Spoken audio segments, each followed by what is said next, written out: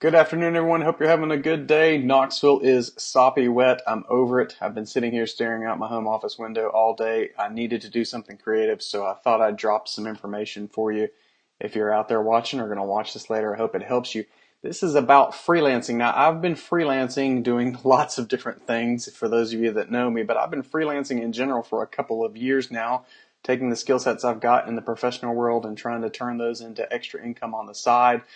Been at it for quite a few years, but it's really started to pay off in the last 6 months. And I recently got awarded something on a freelancing site that I frequently do jobs through. So I wanted to share with you how I got to that in the first place. So that freelancing site that I use, now keep in mind there are many others out there.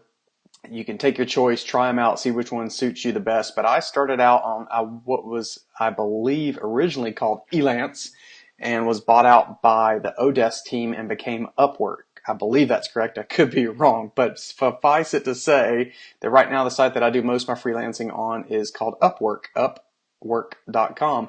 And just the other day, I got notified that I had become top rated with them. And so I dug a little bit into that to see what that meant. And sure enough, it means that you've got quite a bit of criteria you have to fulfill, but it basically means that you've accomplished a certain number of hours on their platform working for people, a certain amount of revenue working for people, and you've had really good ratings along the way.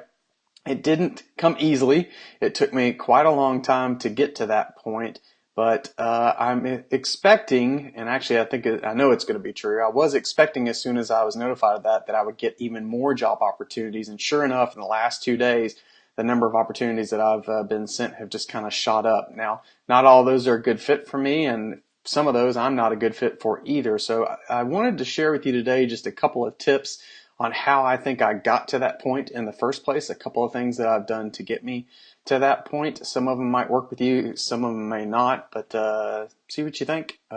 If you see me looking down, I'm going to cheat a little bit because I've got my notepad down here. The first thing I want you to recognize about any freelancing site, getting opportunities through those, is it's kind of like building a snowman.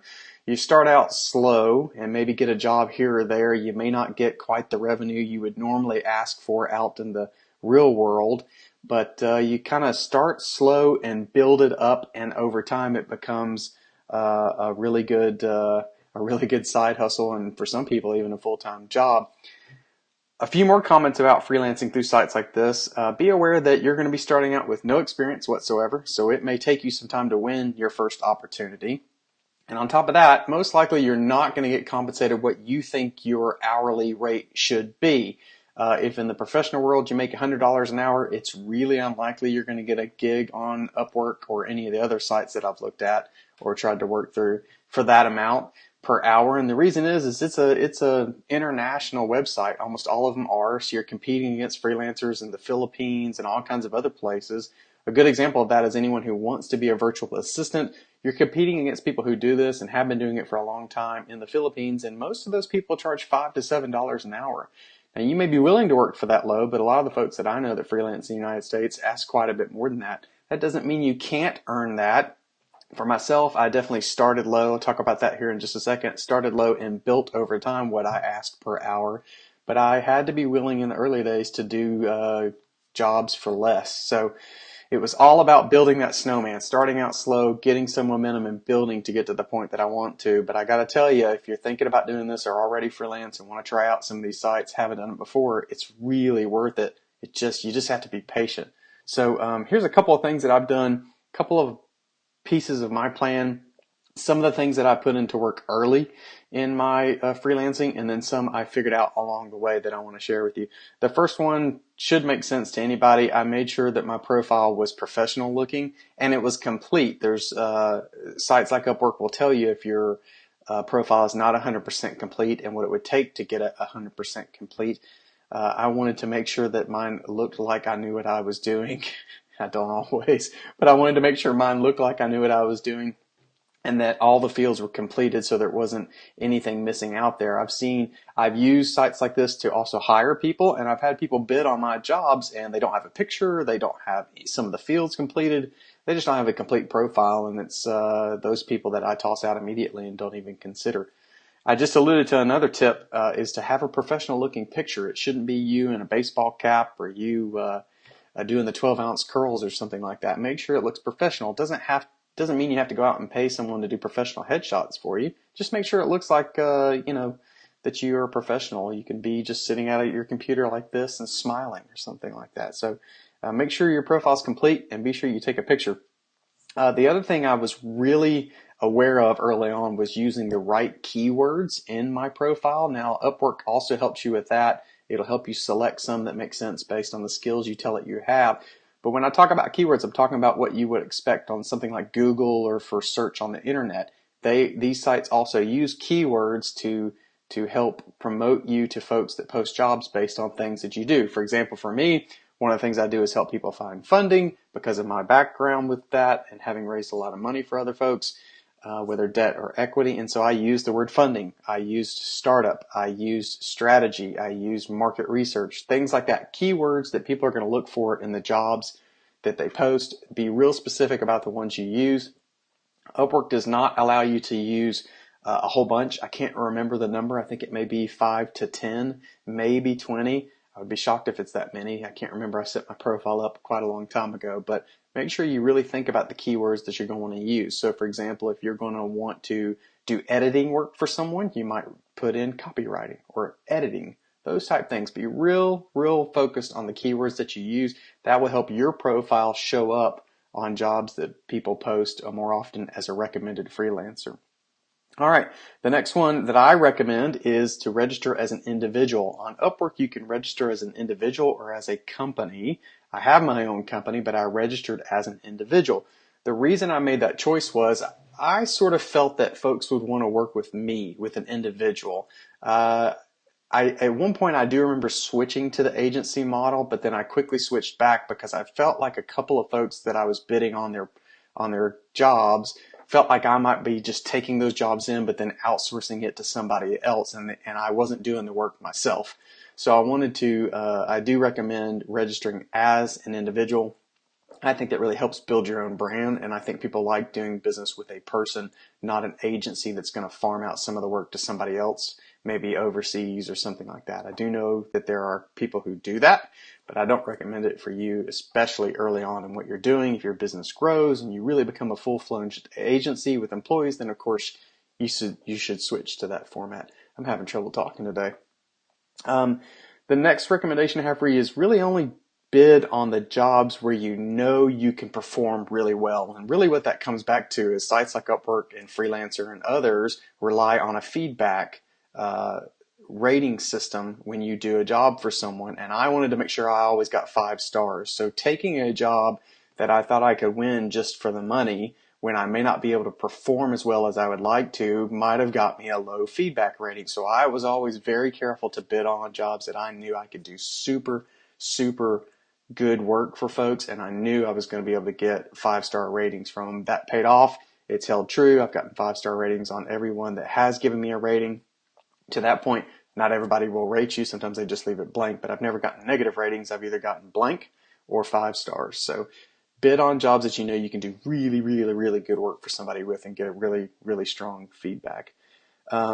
This one is a little bit ambiguous, so I'm going to try and be clear about it, but I wanted to make sure that I understood the project, and this is really key, that I knew the expectations that the client had. This actually happened just yesterday. I got a project where someone asked me to bid on it. Again, this top rating is now helping me get recognized more often, so I didn't have to go find the job.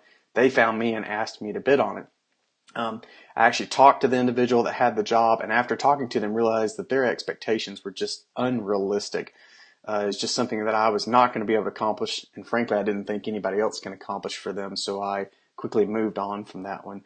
The way I really make sure I understand the project and I understand the client's expectations is I schedule a call with them. I go ahead and give them my bid, tell them about my background and what kind of work I think I can do for them.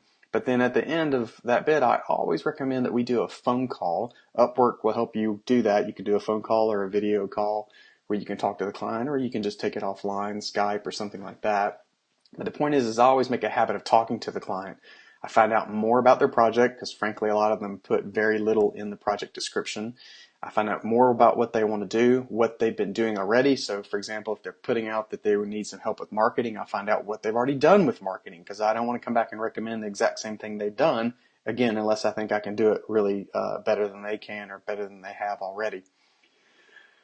And I find out about those expectations as I'm talking to the client, talking about the project. If I'm hearing them say, I need help finding funding and I want $50 million, that's not something I'm going to be able to likely help with my network. So I just move on from those. So make sure you understand the project and you understand the anticipated outcomes that they would like to have. You can do that through talking to them on the phone instead of just messaging back and forth. Another thing I do is I always try and go the extra mile. So in the past, I have done more work for folks than I said I would do for the same amount of money. Now, I know you may cringe at that idea, but what did that do for me? That got me really outstanding ratings, which over time built up, got me invited to more jobs, helped me make more money, and finally got me this top rating with the site, and therefore I'm getting even more opportunities, and it's just speeding up faster and faster and faster. I also think that, by the way, by getting those higher ratings, that it has now allowed me to ask for more money over time. So I have gone above and beyond what I said I would do for clients. I have done extra work from them to make sure that they're happy, to make sure they're going to leave me that positive feedback. That's something else I recommend doing. I think what you might be hearing, quick pause here, is that this isn't get rich quick. You can come on, you can make some extra money, but if you really want to do it right and build it up over time, you got to be willing to put in the work for a little bit less money and maybe even do more work than you typically would to build up a really strong profile with really good feedback to get you to where you want to be. One of my last suggestions is regular communication. So as I was working on projects for folks, I would make sure that I would constantly keep them updated with what's going on, get their input, make sure they were happy. That way I didn't go through the whole project. Let's say I'm designing a business plan. I didn't go through the whole project, develop the whole thing, and send it to them for them to tell me that's not exactly what I was looking for. So lots of communication almost every day, in some cases, letting them know what I'm doing for them, where we are in the process, and when they can expect to see the output that I promised them. So lots and lots of communication. There's two other best practices I want to share with you for getting more freelancing gigs that have really made the biggest difference for me. Now, these I didn't necessarily understand right away.